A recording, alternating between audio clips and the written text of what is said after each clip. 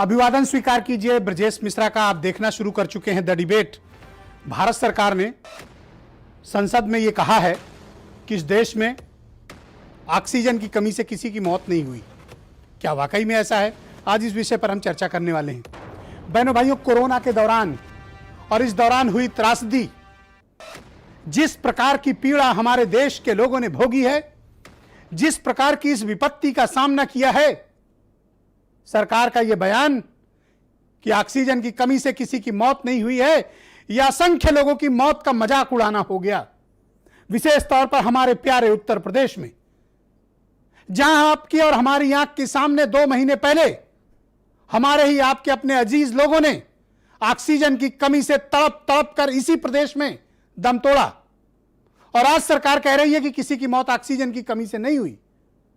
हम और आप इस बात के गवाह हैं कि हमने और आपने कितने लोगों को ऑक्सीजन की कमी के चलते गंवाया है। कौन सा ऐसा अस्पताल है उत्तर प्रदेश के भीतर जहां ऑक्सीजन की किल्लत ना हुई हो? कौन सा ऐसा अस्पताल है उत्तर प्रदेश के भीतर, सरकारी या प्राइवेट, जहां ये नोटिसें न चस्पा हुई हो कि ऑक्सीजन खत्म हो गई है, अपने मरीज यहां से ले जाइए? हम उन हजारों लोगों को बचा सकते थे, उन लाखों जानों को बचा सकते थे जिन्होंने ऑक्सीजन के लिए घुट घुट कर, तड़प तड़प कर घरों पे या अस्पतालों में दम तोड़ा। अब सरकार यह क्रूर मजाक कर रही है कि ऑक्सीजन की तो कोई कमी ही नहीं थी। अगर ऑक्सीजन की कमी नहीं थी तो फिर जहाज, ट्रेन या सड़क मार्ग से ये ऑक्सीजन की सप्लाई लाइन कहां से खुली थी? जिस वक्त उत्तर प्रदेश को 1500 मीट्रिक टन ऑक्सीजन की जरूरत थी, उत्तर प्रदेश के पास 700 मीट्रिक टन भी ऑक्सीजन उपलब्ध नहीं थी। बामुश्किल उत्तर प्रदेश 1000 मीट्रिक टन तक पहुंच पाया था, वो भी तमाम दिनों के बाद।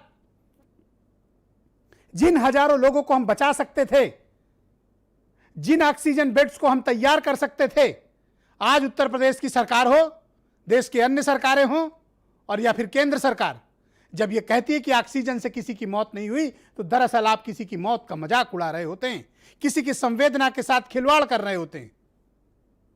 हम कैसे भूल सकते हैं हरिओम यादव के परिवार को, जिनके घर के 7 लोग बिना ऑक्सीजन के मारे गए?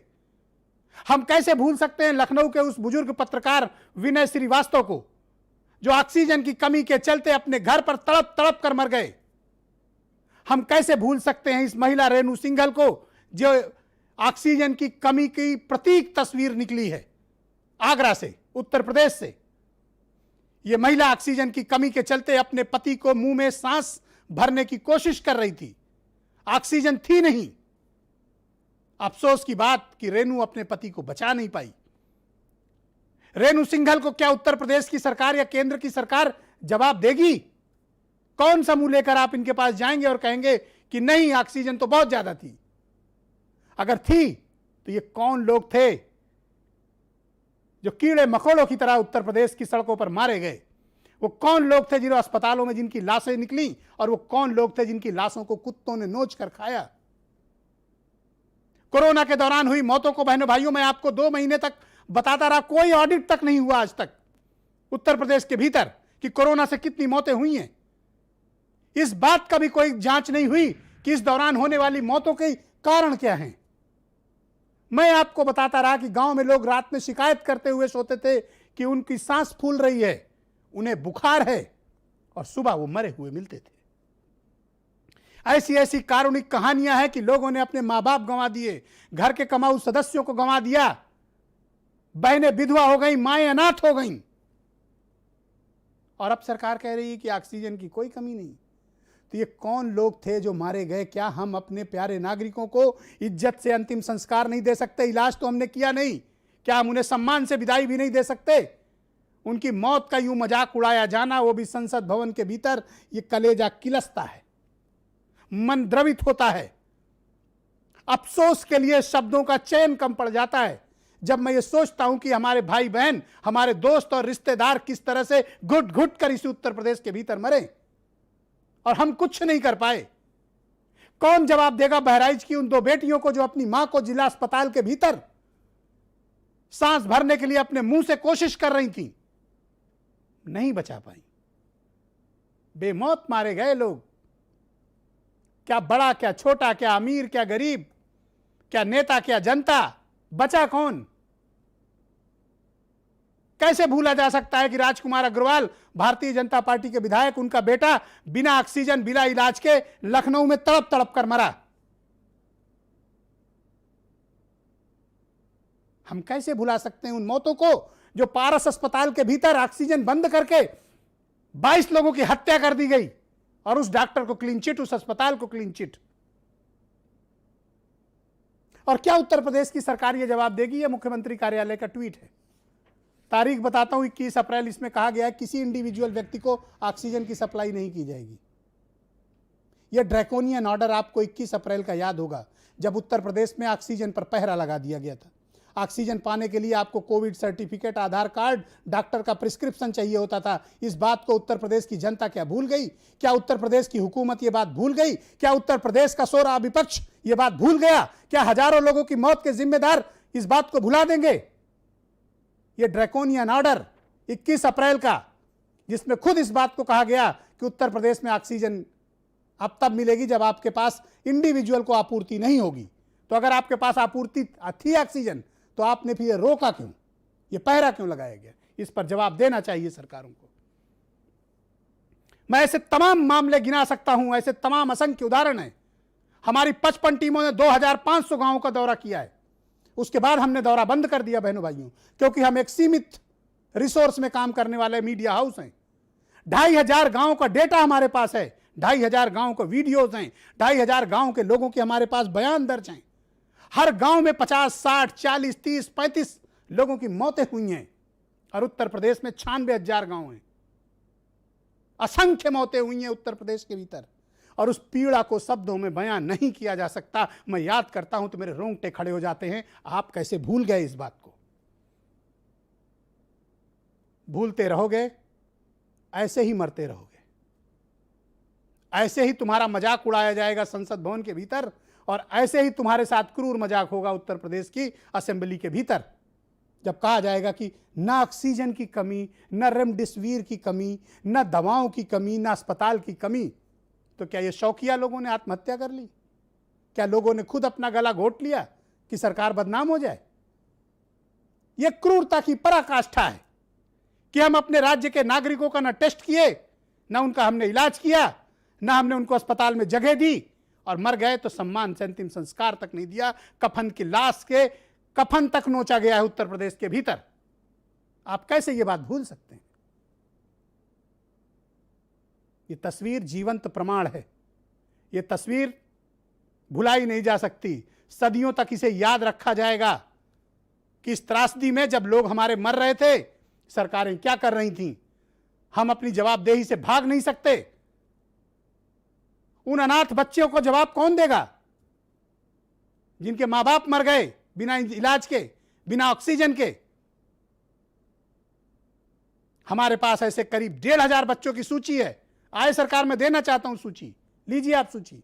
हम तो सिर्फ इतना ही तैयार कर पाए 55 टीमों के जरिए, 2,500 गांवों के जरिए। सिर्फ आज तक उत्तर प्रदेश की सरकार ने मुआवजा तक नहीं बांटा है किसी को।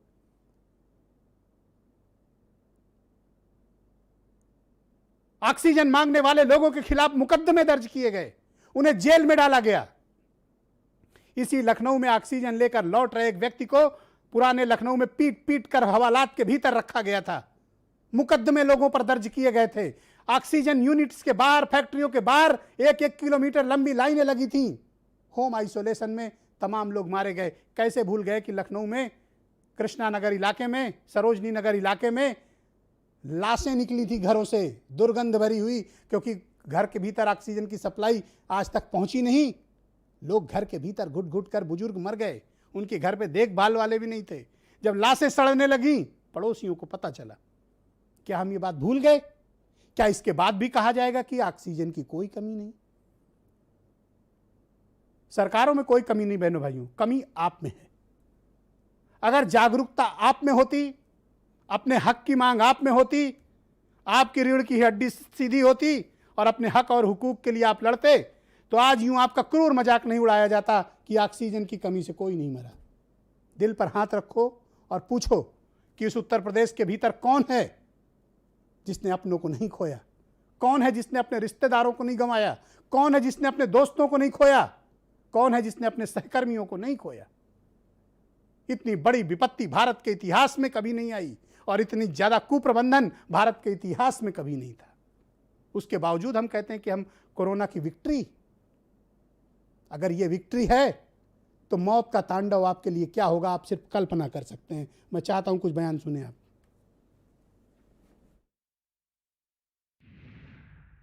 कई सम्मानीय सदस्यों ने कहा कि भारत सरकार आंकड़ा छुपा रही है। भारत सरकार जो स्टेट गवर्नमेंट आंकड़ा भेजती है उसको कंपाइल करके पब्लिश करती है। भारत सरकार का काम होता है उसको पब्लिश करने का, उसके अलावा हमारा कोई काम नहीं होता है। ना ही भारत सरकार ने किसी को कहा है कि हम कम आंकड़ा दीजिए, ना ही यहां से किसी को कहा गया है कि कोविड के पेशेंट को कम बताइए। नहीं, न जनता को बिस्तर मिला, न बेड मिला और न ही ऑक्सीजन दे पाए और सांसें छीन ली ऑक्सीजन न दे करके। तो आज सरकार की नाकामी जनता के बीच में है और कोविड में पूरी तरीके से असफल हुए हैं। वैक्सीन नहीं, मेडिसिन नहीं, ऑक्सीजन नहीं, कोविड में मर जाता है तो गंगा में डेड बॉडी भेज देता है और प्राइम मिनिस्टर कहते हैं UP is the best state in this country. शर्म नहीं लगता है? ऑक्सीजन के लिए लोग फोन करते थे, हम अरेंज नहीं कर पाते थे। लोग समझते हैं सांसद है ऑक्सीजन पहुंचा देगा। हमको नहीं, किसी आंकड़े की बात नहीं करनी है, हमें देखना है कि जो लोग गए वो जिंदा दस्तावेज छोड़ के गए हैं हमारे फेलियर का। तो झूठे आंकड़े सरकार रिलीज कर रही है तो सत्य से दूर है, वो कर रही है। एक 10 भी अगर अब एवरेज ले लिए तो 7,93,500। वो जो कानपुर से लेके और प्रयागराज से लेके गाजीपुर बलिया तक नदी के घाटों पे जो लाशें बिछी थी वो क्या थी? क्या थी उन लाशों को जो कुत्ते नोच रहे थे, चील कौवे नोच रहे थे? इतनी तकलीफ, इतनी पीड़ा देश ने बर्दाश्त की और वो दिखती नहीं सरकार को। मैं चाहता हूं कि इस बेहद संवेदनशील डिबेट का आप हिस्सा बने और उस पीड़ा को महसूस करिए बहनों भाइयों, जो लोगों ने झेली हैं, आपने झेली हैं, हमने झेली हैं, हमारे समाज ने झेली है, हमारे प्रदेश और देश ने झेली है। उस पीड़ा का एहसास करने का ये वक्त है, तभी हम इस एकता को दिखा पाएंगे, तभी हम उन मृतात्माओं के प्रति एक श्रद्धांजलि अर्पित कर पाएंगे जो बिना ऑक्सीजन के हमारे सामने तड़प तड़प कर मर गए। आज मेरे साथ डिबेट में संजीव मिश्रा हैं भारतीय जनता पार्टी से, सुरेंद्र राजपूत कांग्रेस से, वैभव महेश्वरी आम आदमी पार्टी से, उदयवीर सिंह मुझे ज्वाइन कर चुके हैं, समाजवादी पार्टी के वरिष्ठ प्रवक्ता और एमएलसी मेरे साथ मौजूद हैं, वीरेंद्र सिंह जी हमारे स्टेट हेड, और आज मैंने विशेष तौर पर अपनी एक टीम को भेज रखा है लखनऊ के रिमोट एरिया में एक गाँव में, ओंकार सिंह यादव के परिवार में। आपको जानकर अफसोस होगा कि ये वही परिवार है जिनके घर में 1, 2, 3 नहीं 10 दिन के भीतर 7 मौतें हुई। पूरा परिवार तबाह हो गया। ओंकार यादव सिर्फ अपने घर में इकलौते पुरुष सदस्य बचे हैं, बाकी सब मारे गए हैं। इनके घर में बेवाओं की तादाद है। यह परिवार पूरी तरह से उजड़ चुका है, तबाह हो चुके हैं। ये इन्होंने 1, 2 नहीं, अपने परिवार के 7 सदस्यों को गंवाया है। इनकी तकलीफ सुनिए और महसूस कीजिए उस पीड़ा को कि अगर आपके परिवार के साथ यह हुआ होता तो आज आप कहां खड़े होते। संजीव मिश्रा जी, यह कोई सामान्य मामला नहीं है। आज दिल रो रहा है इस बात के लिए नहीं कि हमने अपने लोगों को गंवाया या गए, इस बात के लिए कि बल्कि आप उनकी मौत का सम्मान नहीं करते हैं और आप ये कहते हैं कि ऑक्सीजन की कमी से नहीं मरे। तो क्या इन्होंने खुद अपनी गला दबा लिया? नहीं, देखिए, बात को रखने का अपना अपना तरीका है।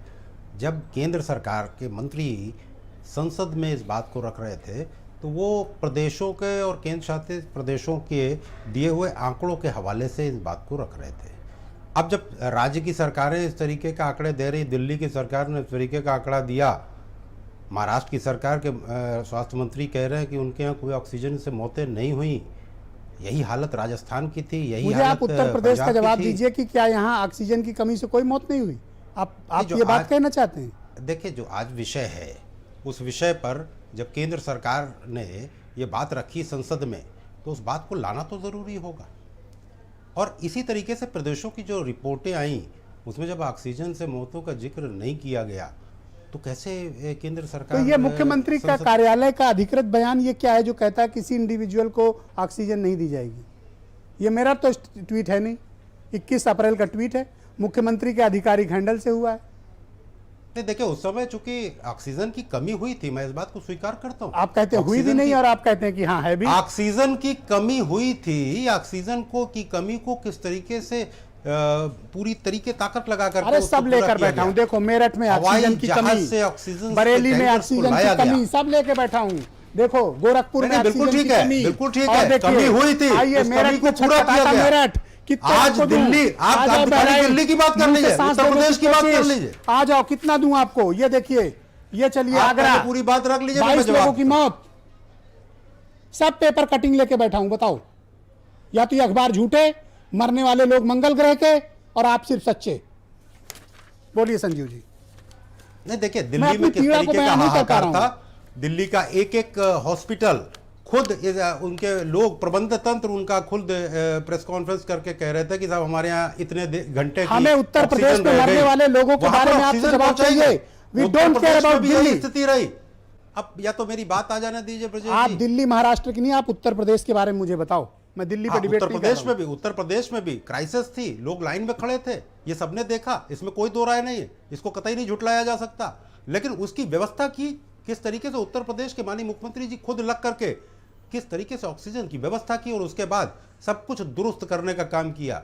मैं तो इसलिए कह रहा हूं कि दिल्ली में ज्यादा हाहाकार था, उत्तर प्रदेश में तो फिर भी अपने लोगों को बचा नहीं पा रहे हो, दिल्ली पर अटैक कर रहे हो। अपने लोगों को जवाब दो, उन 24 करोड़ लोगों की जिन्होंने आपको चुना है, जिसमें उन्होंने इसलिए नहीं चुना कि महाराष्ट्र में क्या हो रहा है, दिल्ली में क्या हो रहा है। यहाँ तो ये सवाल, ये चूंकि संसद में ये बात मुंह छुपाकर बैठी रही है आपकी सरकार। हर प्रदेश का जिक्र किया जाएगा, उसमें उत्तर प्रदेश का भी जिक्र होगा और दिल्ली का भी जिक्र होगा। आपके कुप्रबंधन का इतिहास भारत ही नहीं दुनिया ने देखा है। नहीं, दुनिया ने देखा है, तारीफ की है कि और ये क्या है, उन्होंने प्रबंधन किया। ये तो आप अगर कह रहे हैं तो ये अखबारों की कटिंग, या तो सब अखबार झूठे हैं, जो मरने वाले लोग मंगल ग्रह के हैं। अखबार को मैं किसी अखबार को झूठा क्यों कहूंगा? मैं सबको झूठा कैसे कह दूंगा? लेकिन उदयवीर सिंह मुझे ज्वाइन कर चुके हैं। भाई उदयवीर जी, सरकार तो कहती है ऑक्सीजन की कमी से कोई मरा ही नहीं है, तो मैं क्या करूं, क्या मानूं फिर इसको? देखिए, इस सदी का सबसे बड़ा झूठ, सबसे बड़ा मजाक, आंकड़ों की बाजीगरी, 420 ही अगर कहेंगे तो मैं इस बात को कहूंगा।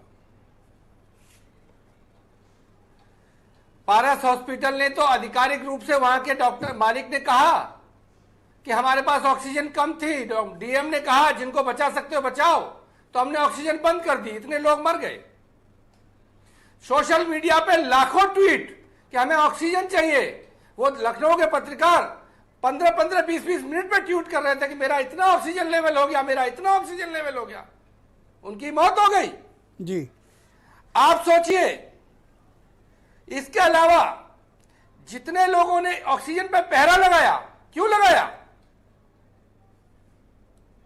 लोग मरते रहे तड़प तड़प के, और अहंकार में मुख्यमंत्री बैठे बैठे अपने 9 जोकरों के साथ, इस सरकार के सलाहकार के नाम पर जो 9 जोकर थे, वो ये कहते रहे कि कोई कमी नहीं है, कोई कमी नहीं है। मजाक करते रहे पीड़ित शोषित तड़पने वाले लोगों का। और आज भारत सरकार ने भी वही रिपीट कर दिया। संजीव मिश्रा जी सफाई दे रहे थे, मुझे उनसे कोई शिकायत नहीं। वो अगर ये मानते हैं कि उत्तर प्रदेश में ऑक्सीजन से कुछ लोगों की मृत्यु हुई थी, तो उन्हें ये मान कर देनी चाहिए इसी चैनल पे कि ये रिपोर्ट पूरे देश के लिए, दिल्ली, राजस्थान, मध्य प्रदेश, उत्तर प्रदेश झूठी है, इसको खारिज किया जाए।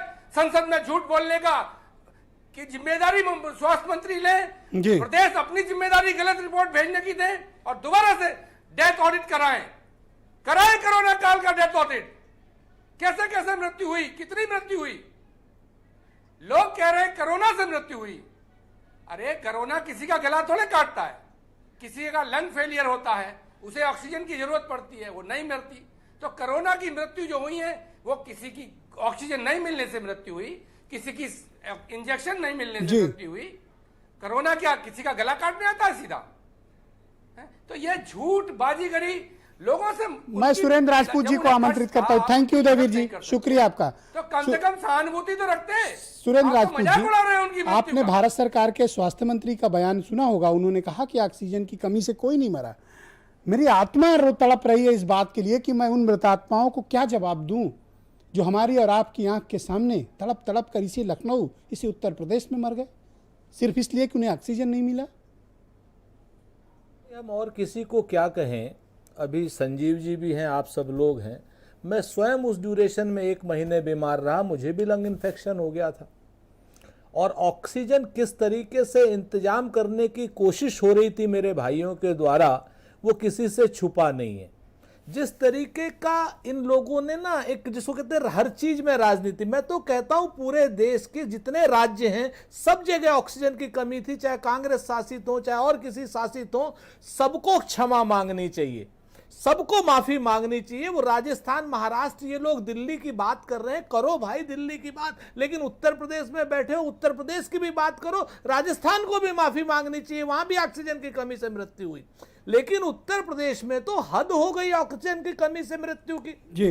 किसी और की बात छोड़ दो, मेरे अपने एक नहीं 7-7 आज, मतलब मैं बोल नहीं पा रहा हूं, मुझे याद आ रही है उन सारे लोगों की जो मेरे को 60-60 और 65-65 डिस्ट्रेस कॉल करते थे और मैं बोलने की स्थिति में नहीं था, लेकिन जो काम करने की कोशिश करता था। ब्रजेश भाई, आपको भी, वीरेन को भी, किस किस को मैंने मैसेज नहीं किया हुआ ऑक्सीजन की कमी के लिए। आपके चैनल के एक और वो मुकेश बहादुर है, उसको उनसे पूछिए जाकर के कि कितने लोगों के लिए बात करी। तो मैं आपको एक बात खाली कह रहा हूं, मैं राजनीतिक आरोप प्रत्यारोप की बात नहीं कर रहा हूं। ये लोग असंवेदनशील हैं, झूठे हैं, क्रूर हैं, और ये सरकार का काम नहीं है ये क्रूरता करना। अगर आपकी कमी कोई हुई है तो आप क्षमा मांगिए, आप उन लोगों से माफी मांगिए, और उन लोगों से माफी मांगने के बाद आगे ऑक्सीजन की कमी ना हो इसका प्रबंध कीजिए। ऑक्सीजन की कमी नहीं हुई तो आपने ये 150-200 ऑक्सीजन के प्लांट क्यों लगाए भाई, जरा हमको बताइए।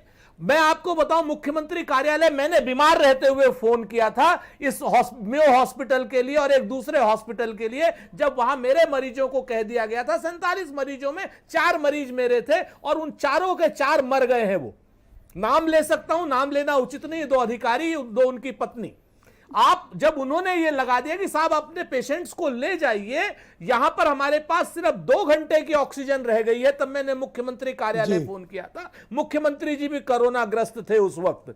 आप यकीन करेंगे, फतेहपुर से ऑक्सीजन कंसंट्रेटर मंगवा करके दिया था, आधिकारिक रूप से कह रहा हूं सर, फतेहपुर से ऑक्सीजन कंसंट्रेटर मंगवा के दिया। पर सरकार तो कहती है कि ऑक्सीजन की कमी नहीं है साहब, मैं तो आपसे कहता हूं संजीव आप ही भाई, नहीं सांस ले पा रहे होंगे तो सरकार की क्या गलती?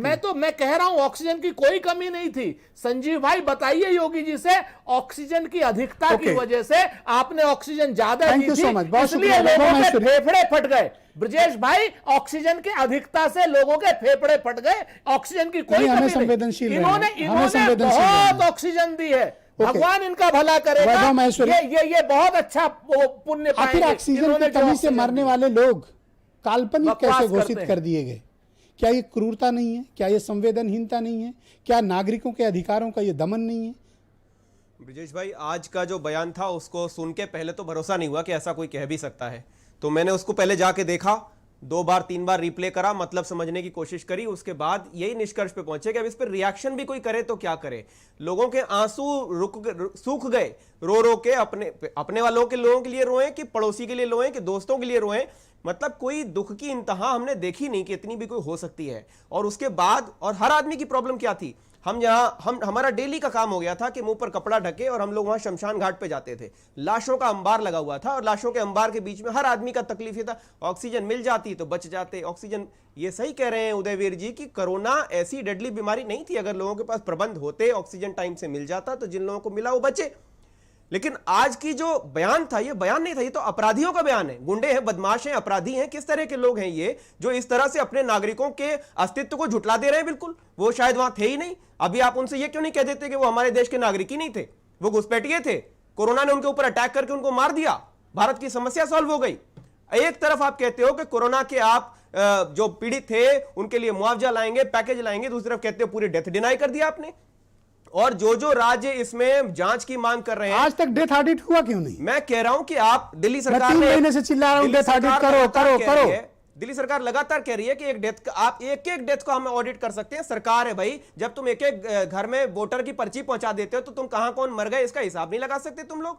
जब इतना बड़ा प्रशासनिक अमला है, सब कुछ साधन है, सब कुछ है, नियत की बात अब नहीं बची। अब तो ये आपराधिक मानसिकता है कि किसी तरह से इनको अपने देशवासी गवारा नहीं है, ना जिंदा ना मरते हुए। तो ये मौतों को जुटलाने का पूरा सिलसिला है। अब इसके ऊपर जवाब सवाल करना बड़ा बियॉन्ड हो गया है। पर ये एक बात का एक्सक्यूज लेते हैं कि दिल्ली में आपकी सरकार है, आपने भी तो यही किया जो इन्होंने किया। आज की बयान के बाद में इनके किसी भी बयान का रेफरेंस लेने तक की जरूरत नहीं है। आपराधिक रूप से झूठ बोलते हैं ये लोग, हर चीज को डिनाई करते हैं और आपराधिक रूप से अपनी गलतियों को छुपाने के लिए। आप सोचिए कि ये कोई गलती नहीं थी कि ये कोई संयोग नहीं था कि प्रधानमंत्री जी कलकत्ता में मरते हुए लोगों के बीच में रैलियां कर रहे थे। वो एक नेचर है, एक नेता का नेचर है, वो पूरी पार्टी काडर के अंदर दिखाई पड़ता है। शुक्रिया आपका, शुक्रिया। बीरेन जी हमारे साथ इस वक्त जुड़ चुके हैं। भाई बीरेन जी, मैं जब ये बयान देखा तो मुझे बड़ा अचरज हुआ। मुझे याद है कि कोरोना काल में सैकड़ों हजारों लोगों तक आप पहुँचे, आपने ऑक्सीजन दिलवाई, लोगों को भर्ती कराया, इंजेक्शन दिलाए, दवाएं दिलाई। वो बयान सुनकर आपको कैसा महसूस हुआ भारत सरकार के एक मंत्री का, सीनियर मिनिस्टर का सदन में, कि ऑक्सीजन की कमी से कोई नहीं मरा? देखिए, देश के स्वास्थ्य मंत्री का जो बयान था ये बड़ा हतप्रभ करने वाला है और आश्चर्य में डालता है कि क्या यही लोकतंत्र है और यही लोकतंत्र की कल्याणकारी राज्य की अवधारणा है कि जनता बिना ऑक्सीजन के मर गई और सरकार के पास आंकड़ा कहता है कि साहब हमको राज्यों से जो मिला उसमें कोई मौत ऑक्सीजन की कमी से नहीं हुई। अगर ऑक्सीजन की कमी से मौतें नहीं हुई तो आधी आधी रात को ऑक्सीजन प्लांटों के बाहर जो लोग खड़े थे और पुलिस ने ऑक्सीजन की कालाबाजारी में जिनका चालान किया, पूरे देश में, प्रदेश में मुकदमे हैं, वो लोग कौन थे?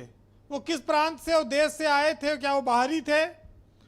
और सबसे बड़ी बात यह कि बड़ा दुख होता है कि इतने इतने लोग मर गए हम लोगों की आंखों के सामने, सड़क पर तड़प तड़प के मर गए, एम्बुलेंस में मर गए और लोग अस्पताल में बेड नहीं मिला, उन्हें ऑक्सीजन नहीं मिली। और आज ये बात आती है कि साहब ये तो कुछ था ही नहीं, मुआवजा नहीं दिया, कोई मरहम नहीं लगाया, लेकिन मौत को भी इस तरह से नकार दिया। आपने देखा कि कोरोना काल में लोग पैदल चले, भोजन, पानी, नौकरी, पढ़ाई, अस्पताल, दवा, बेड, ऑक्सीजन, मौत सर्टिफिकेट, शमशान, क्या क्या बातें नहीं आई। यह सब चीजें ही तो रही, सबकी कमी पड़ गई, हर चीज कम दिखी। ये कहते हैं कि साहब ऑक्सीजन की कमी नहीं थी। ऑक्सीजन पूरे देश में 3095 MT का एक दिन का औसतन सामान्य खपत है, तो 9000 मीट्रिक टन की डिमांड कैसे पहुंची? और फिर ये जमशेदपुर से टैंकर चल रहा है, वीडियो आ रहा है, ट्रेन भागी जा रही, रूट खोला जा रहा है, और आज उत्तर प्रदेश में, आज देश में इतनी सप्लाई की जा रही है। नए शमशान क्यों बनाने पड़े? आपको याद होगा कि शमशान भी छोटे पड़ गए थे। गांव में इतने लोग जो मरे हैं, आज जो ये करोड़ों लोग इस डिबेट को सुन रहे हैं, जो लोग बैठे हैं, क्या वो इस सच्चाई को हजम कर पाएंगे कि जो सरकार का आंकड़ा है ये सही है कि झूठ है? और सबसे बड़ी बात यह है कि क्या हमारी याददाश्त इतनी छोटी हो गई इस प्रदेश के लोगों की कि उन्हें अपने लोगों के मौत का दर्द और गम वो इतनी जल्दी भूल जाते हैं? वो ये बात भूल गए कि किन अभावों में लोग सड़कों पर मरे हैं, दवाओं के अभाव में, ऑक्सीजन के अभाव में, बेड के अभाव में, अस्पताल में एडमिशन के अभाव में। पूरा उत्तर प्रदेश जानता है, पूरा देश जानता है किस तरह की महामारी थी, लेकिन इनको बंगाल से और बिहार से और मुंबई से बात करने फुर्सतें नहीं मिलती, महाराष्ट्र से। अब वोट लेंगे ये हमारा आपका, और जब पूछो बताएंगे महाराष्ट्र देखो, बंगाल देखो। अरे ये भी कोई बात है?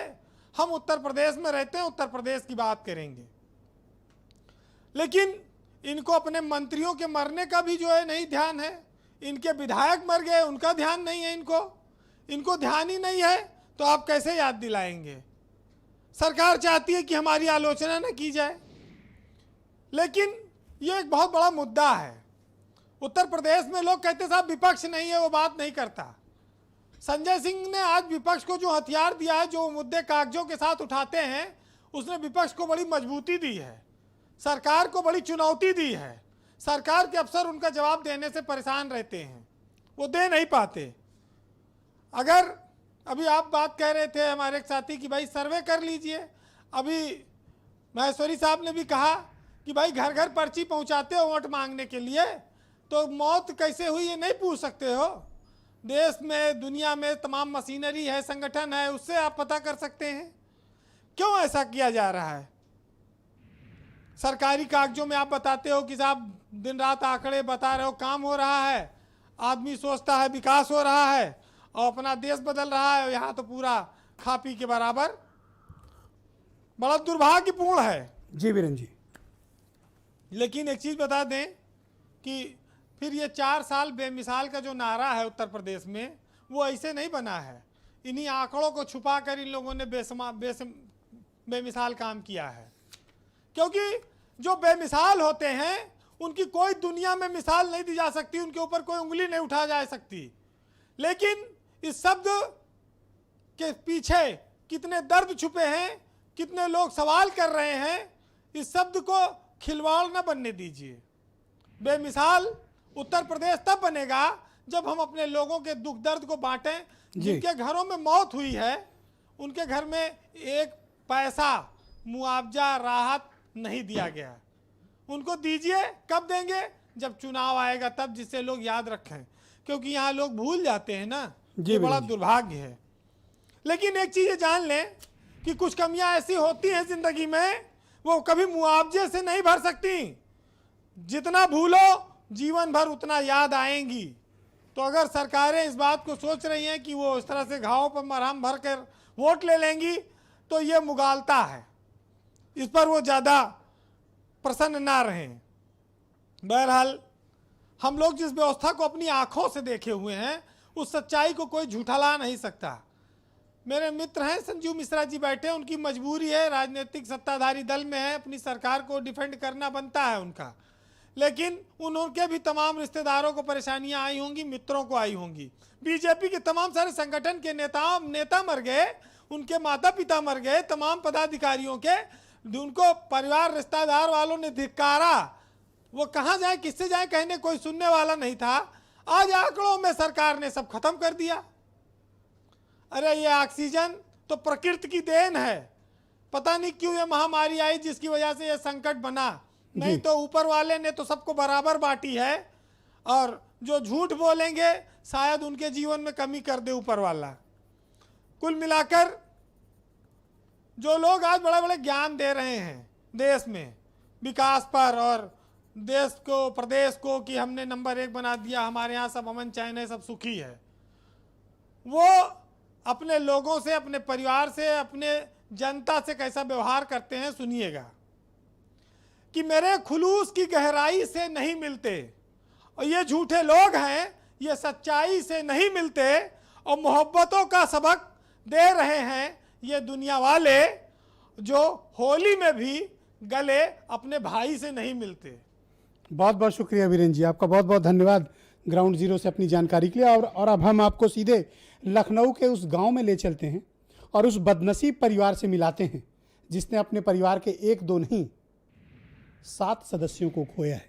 हम सीधे आपको ओंकार सिंह के यहाँ ले चलते हैं। हमारे संवाददाता अनूप कुमार इस वक्त उनके साथ मौजूद हैं। अनूप, आप उनके परिवार से बात कीजिए, उनकी क्या वेदना है, उनकी क्या परेशानी है, और अब 2 महीने के बाद वो किन तकलीफ़ों के बीच गुजर रहे हैं, क्योंकि सरकार ने तो उनकी मौतों को झुठला दिया है। सर बिल्कुल, मैं इस वक्त इमलिया के ओंकार सिंह यादव के उस घर में हूँ जिस घर ने अपने 1-2 नहीं 7 लोगों को खो दिया। इस घर के जो 4 बेटे थे वो कोरोना की जो है भेंट चढ़ गए। इसके अलावा 2 बेटियां और जो बुजुर्ग माँ थी वो भी कोरोना की भेंट चढ़ गई। मेरे साथ इस घर में जो मृतक रहे हैं निरंकार, उनकी पत्नी सीमा सिंह मौजूद हैं। इसके अलावा जो विजय सिंह हैं जिन्होंने अपनी जान गंवाई, उनकी पत्नी कुसुमा देवी मेरे साथ मौजूद हैं। मैं बात करूँगा। सरकार कह रही है कि ऑक्सीजन की कमी के चलते मौत नहीं हुई, किस तरह कैसे मौत हुई थी आखिर आपके पति? ऑक्सीजन ही की वजह से हुई। वो तो बार बार चिल्लाते रहे कि हमको ऑक्सीजन बढ़ा दीजिए, बढ़ा दीजिए, लेकिन डॉक्टरों ने नहीं बढ़ाया। वो 2 बजे रात में उनको ख़त्म हो गई थी ऑक्सीजन 24 को। वो हमने उनको 10-15 मिनट इतना दबाया, इतना पेट के बल लिटाया, उल्टा दबाते रहे, खूब पीठ वीठ, फिर उसके बाद जब उनको नहीं दिक्कत हुई तो फिर सीधे हो गए। सीधे हमने सीना बहुत उनको दाब के परेशान हो गए। तब भैया प्राइवेट लाए, तब तक के जो है वो डॉक्टरों ने अपना लगा दिया। लगाने के बाद सुबह फिर उनकी तबीयत फिर गड़बड़ हो गई 8 बजे। वही तो वही बोल रहे हैं बार बार हमसे कि ऑक्सीजन बढ़वा दीजिए। हम बार बार डॉक्टर से कह रहे थे सर ऑक्सीजन बढ़ा दीजिए, उनको बहुत दिक्कत हो रही। जरा सा आते थे बढ़ा देते थे। एक सिलेंडर में 5-5 6-6 पाइपें लगाए थे, लेकिन उनको जो है पूरी तरीके से ऑक्सीजन नहीं मिल रही थी। वो यही कह रहे थे कि भैया को बुलाओ, भैया हमको डांटे डॉक्टरों को तो हमको ऑक्सीजन पूरी तरीके से दे। लेकिन यहाँ माँ की मौत हो गई थी 2-2:30 बजे रात में, तो वो लोग भैया लोग यहाँ 2 लोग आ गए थे। वो हमसे बार बार जब भी डॉक्टर को बुला कह रहे थे कि अभी तो ये भी मिल रही है, अभी तो ये भी नहीं मिलेगी। तो और कस के उनको और उलझन अंदर से होने लगी। वो यही कहते रहे कि हमको ऑक्सीजन बढ़ाओ, लेकिन डॉक्टरों ने उनको नहीं बढ़ाया। यानी ऑक्सीजन नहीं मिली है जी। फिर इसके बाद उनको एकदम से मेरा हाथ पकड़ लिया, रोने लगे मेरी तरफ, और वो मैं सर के पास खड़ी। जब डॉक्टर आए तो मुझको भगा के पैरों के पास चली गई। उसके बाद 2-3 बार अपना पैर हिलाया, बस मेरे सामने दम तोड़ दिया। मैंने कुछ नहीं कर पाई सर। सर मेरे साथ विजय सिंह की जो बेवा हैं कुसुमा देवी, वो भी मौजूद हैं। सरकार कह रही है कि ऑक्सीजन की कमी से कोई मौत नहीं हुई, क्या कहेंगे आप? हमारे घर के सभी लोग ऑक्सीजन की कमी से गए, 7 लोग ऑक्सीजन की कमी से गए हैं। किस किस की मौत हुई? विजय कुमार सिंह, विनोद कुमार सिंह, निरंकार, सत्यप्रकाश और उनकी बहनें शैल कुमारी, मिथिलेश और माताजी कमला देवी। क्या दिक्कत रही, क्यों ऑक्सीजन नहीं मिल पाई? हॉस्पिटल में थी नहीं ऑक्सीजन। 1 सिलेंडर था, उसमें 5 लोगों को लगाए थे। पतली सी पाइप जो है सबके बेड उसमें जो है पतली जोड़ के सब जो है उसी से थोड़ा बहुत जा रही थी, और सब चिल्ला रहे थे ऑक्सीजन बढ़ाओ, किसी को नहीं मिली। और 1-2 दिन का अंतराल के बाद सभी 7 के 7 लोग खत्म हो गए। माता जी तो घर पर खत्म हुई, लेकिन और सब भाई बहन जो है हॉस्पिटल में ही खत्म हुए। तो सरकार कह रही है ऑक्सीजन की कमी नहीं रही, जो रिपोर्ट पेश की गई है स्वास्थ्य विभाग की तरफ से।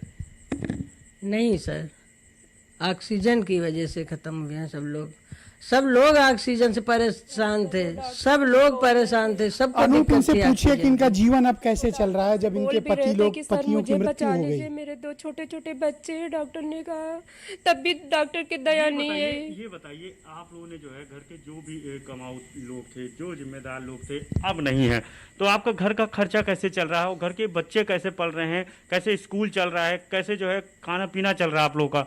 सर मेरा तो ऐसे रिश्तेदार जो आते हैं थोड़ा बहुत उनको फ़ोन पे बता देते हैं, जब कहते हैं कि क्या नहीं है तुम लोग उन्हीं से बता देते हैं तो वो लोग तो दे जाते हैं। अब बच्चों की पढ़ाई के लिए फ़ीस, अभी बड़े वाले बेटे के हैदराबाद में पढ़ रहा है, उसकी फ़ीस का मैसेज आ रहा है, अभी सर से बात भी हो रही है उससे, तो उसकी 1 लाख रुपए 6 महीने में पड़ती थी, साल का 2 लाख रुपया पड़ता था। पिछली बार हम लोगों ने पैसे इधर उधर से लेके जमा कर देते। अब हम लोग जो पैसा था वो हमने दवाई में लगा दिया। अब सर आप ही लोग बताइए कैसे हम बच्चों को पढ़ाएं। बुजुर्ग ओंकार सिंह जी हैं आपके यहाँ सीनियर, तो ऐसे में खर्चा कैसे चल रहा है, वो कैसे कर रहे हैं बहन? खुद 3 लड़कियां हैं, तो उनको देखें कि हम लोगों को देखें, आप ही बताइए। हम लोगों के पास थोड़ी खेती थी, उसी से जो है अपना इधर उधर कमा के खाने पीने को खेती में हो जाता था। और हम लोग जो है गरीबी रेखा के नीचे के कार्ड हैं दोनों लोगों के, तो और वो कंट्रोल में मिलता था गेहूं और चावल। जी अनूप, बहुत धन्यवाद आपका इनसे बात करवाने के लिए। इनके पीड़ा को शब्दों में बयां नहीं किया जा सकता।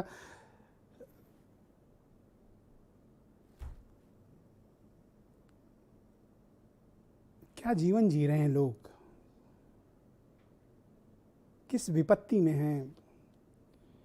कई बार तो लगता है कि सरकारें कितनी हृदय शून्य होती हैं, कितनी पत्थर दिल होती हैं। आपने सुना इनके घर की क्या हालत है, जब इनका पति इनके सामने दम तोड़ रहा था, इस महिला की क्या हालत थी। अगर हम कैमरा हटा नहीं लेते तो शायद ये फूट फूट कर रोने लगते हैं परिवार।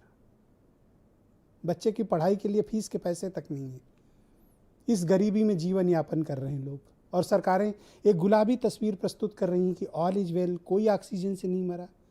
इनके घर के लोग ऑक्सीजन की कमी से इनके सामने मरे हैं, 1 तो नहीं 7 लोग।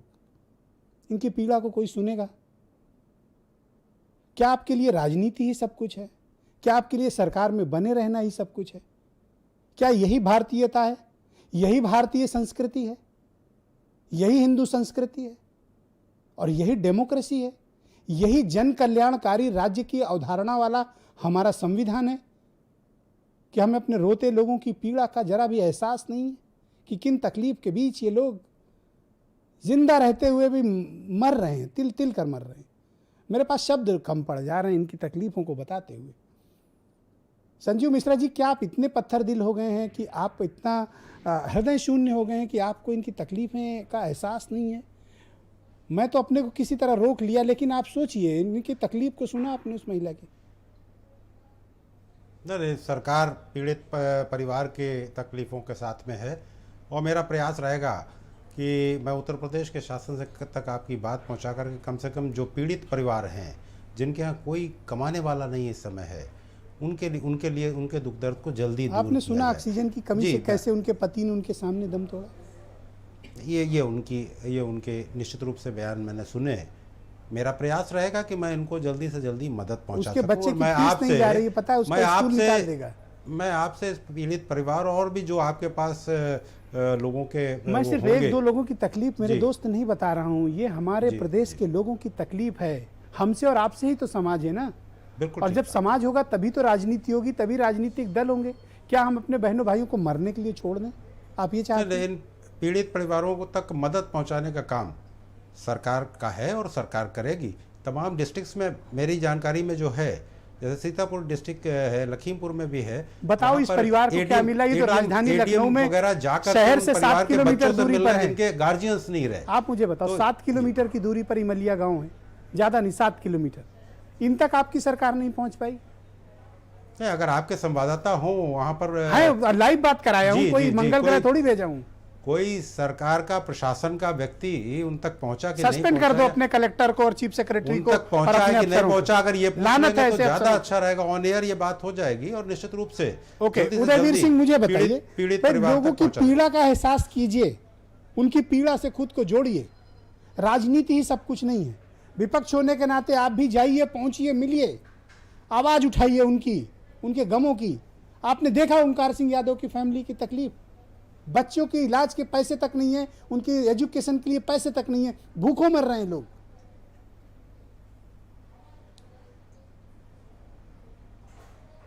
ब्रजेश जी, ये बात और पहले से, जो पहली वेव आई थी तब से समाजवादी पार्टी कह रही है कि आपने जिन मजदूरों को सड़क पर मरने के लिए छोड़ा था, बिना संसाधन, उन्हें चलने के लिए भी कोई साधन उपलब्ध नहीं हुए, दिल्ली से लेकर बिहार तक सड़कों पर लाइन लगी थी जो आदमियों की, जो टूट नहीं रही थी। हमारे सीमित संसाधनों में हमने अपने कार्यकर्ताओं को तब भी कहा था, पार्टी ने भी अपने कोष से जो मदद संभव थी की थी। और आज भी हमारा मानना है कि मानवता के नाते समाजवादी पार्टी के ही नहीं, जितने भी नागरिक हैं, जितने भी लोग हैं, सबको यथा संभव मदद करनी चाहिए। लेकिन ये कल्याणकारी राज्य है, ये राज्य जिम्मेदारी लेता है अपने नागरिकों की। मूल अधिकारों के माध्यम से उनके जीने के अधिकार को, उनके स्वास्थ्य के अधिकार को उनको देने का वादा करता है। पर आज तक तो इन गरीबों तक मदद नहीं कह रहा है, मदद करिए जो लोग खत्म हो गए उनके परिवारों की। अपने परिवार गंवाया, सरकार की क्या कमी से लोग मरे और इनको 2 पैसे की कोई मदद नहीं, 2 पैसे की कोई मदद करने वाला नहीं। किस बात की सरकार है? नहीं, मैं कह रहा हूं, सरकार को तो सुप्रीम कोर्ट ने भी आदेश दे दिया। सरकार तो बड़ा सुप्रीम कोर्ट का सम्मान करने की बात करती है, तो उसे ये बताना चाहिए कि वो मदद कर रही है कि नहीं कर रही है, क्यों नहीं कर रही है। सरकार किसी एनजीओ की तरह बात नहीं करती जी कि हम कोशिश करेंगे, सबको करना चाहिए, सोचना चाहिए। Thank you. ये तो नागरिक करते हैं। सुरेंद्र राजपूत जी, मेरा 1000 बसें लगा करके मजदूरों को उनके गंतव्य तक पहुंचाया गया था। प्लीज डिबेट सिस्टमैटिक चलाएंगे। सुरेंद्र राजपूत जी, मेरा हृदय रो रहा है, मतलब मन बहुत ही खिन्न है, क्योंकि लोगों की तकलीफों का अंत नहीं है। मैं तो ये सोच रहा था कि चलो किसी तरह जीवन ठीक हो गया होगा, लेकिन जब मैंने इनके परिवार के भी उस वेदना को सुना तो उनके कानों में वो शब्द मुझे अभी भी गूंज रहे हैं और मैं समझ नहीं पा रहा हूँ कि हम लोग क्या करें। ब्रजेश भाई, एक बड़ी पुराना सा वो था ना, शेर था, कहते हैं कि वो आदमी नहीं है मुकम्मल बयान है और माथे पे जिसके गहरा चोट का निशान है। आप एक चीज को देखिए, आपने तो एक परिवार की बात की, हृदय रो गया। पूरे देश में, पूरे प्रदेश में लगभग 1 लाख गांव हैं। अगर आप एवरेज 20 का भी हिसाब लगा लीजिए तो आप समझ सकते हैं कितने लोगों की मृत्यु हुई है, और उसमें से अधिकतर लोग बीपीएल या गरीबी रेखा के नीचे वाले लोग हैं। हर जगह पर यह स्थिति है। आप देखिए, कांग्रेस पार्टी हो, अन्य विपक्षी दल हो या भाजपा के भी कुछ इंडिविजुअल हो, मैं मना नहीं करता, मैं बिल्कुल नहीं कहता कि भाजपा के इंडिविजुअल लोगों ने नहीं मदद की, लेकिन इतनी बड़ी संख्या में, जहां पर एक सर्वे कह रहा है कि 60 से 70 लाख आपने लोग। उस महिला की बयान सुना किस तरह से उसके पति ने उसकी आंख के सामने मैं नहीं बोल पाऊंगा सर उस पर, इसलिए नहीं बोल पाऊंगा कि हर तीसरी उस महिला का बयान है। तो क्या आप रेणु सिंघल के बयान को नहीं आप उसमें करेंगे, इस महिला के बयान को नहीं?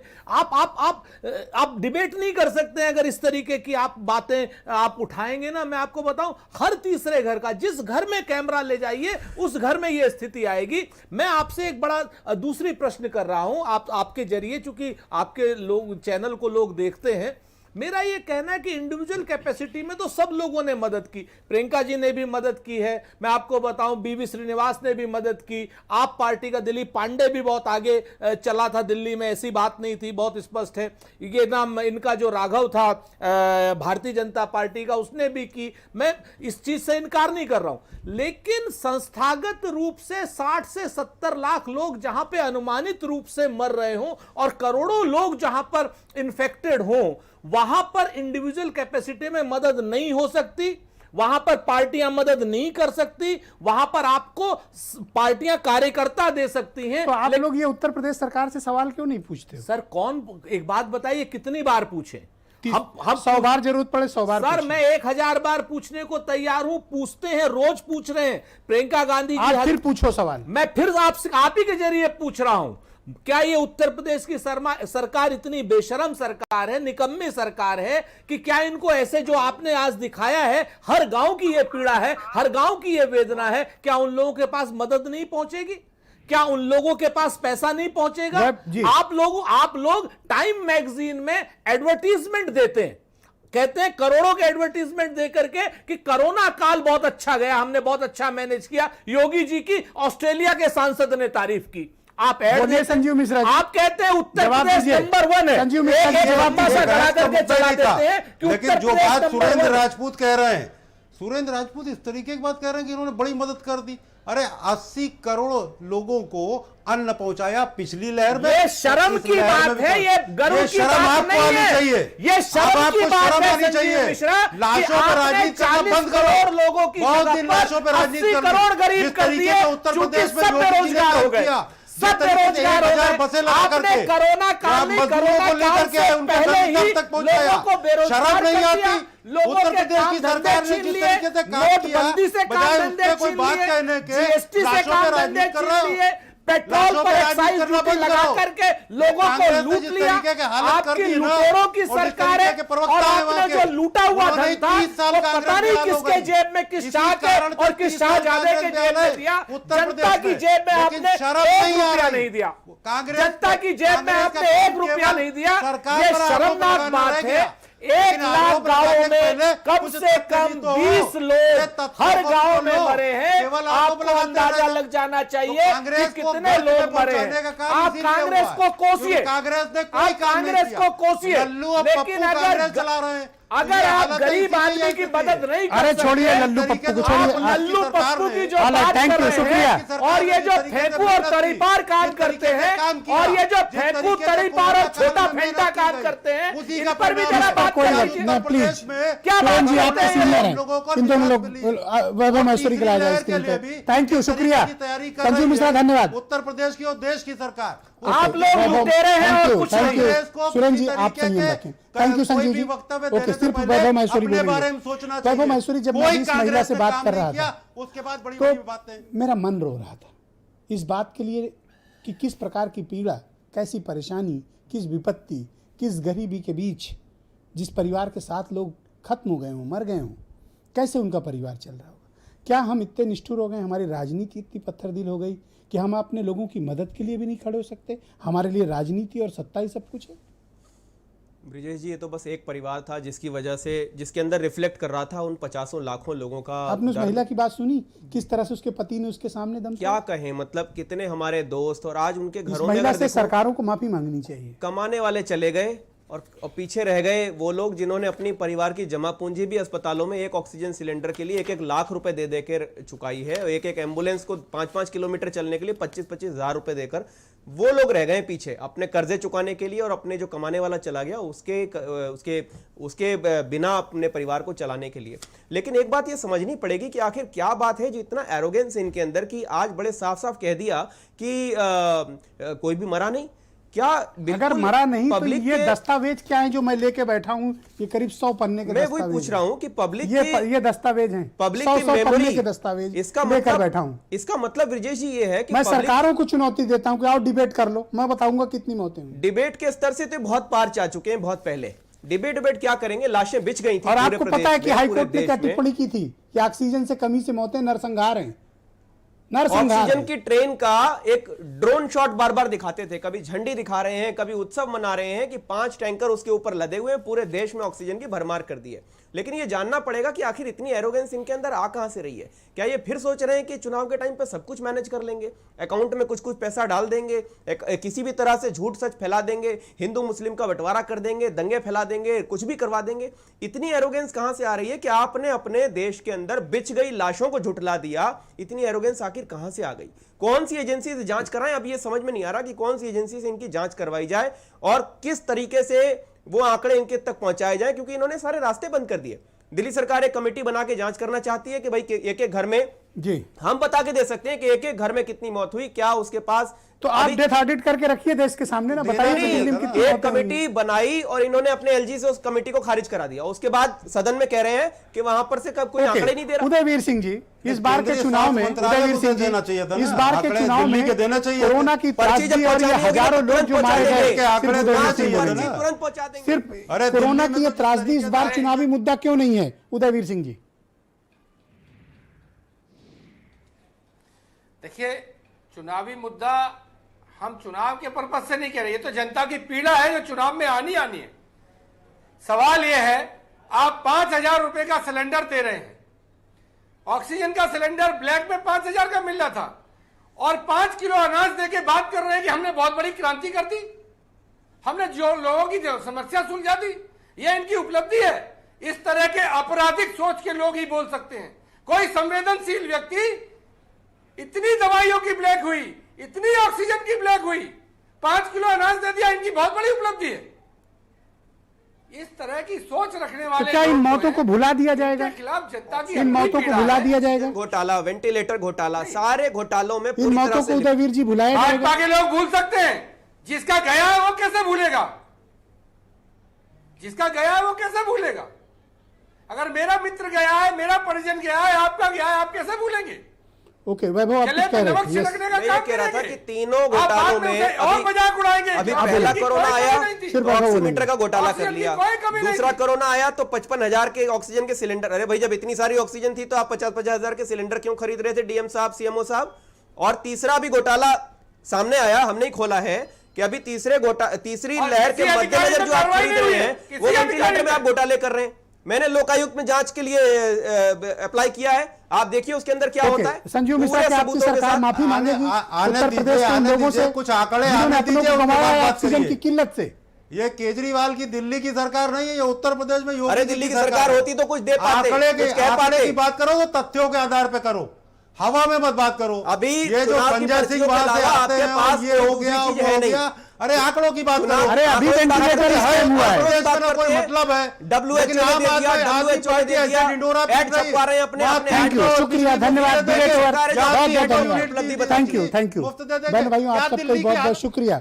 लेकिन उत्तर प्रदेश के 24 करोड़ लोग अप्रैल और मई महीने में इस भयानक नरसंहार, मौत के इस खुले तांडव को भूले नहीं हैं। न तो लोग अपनी वेदना भूले हैं, न लोग अपनी तकलीफ भूले हैं, न लोग अपने दोस्तों, मित्रों और रिश्तेदारों को अपनी आंख के सामने ऑक्सीजन की कमी, बेड का अभाव, इंजेक्शन और दवाओं की कमी के कारण तड़प तड़प कर मरते अपनी आंख के सामने लोगों ने देखा है। उत्तर प्रदेश भूलेगा नहीं, याद रखिएगा। नमस्कार।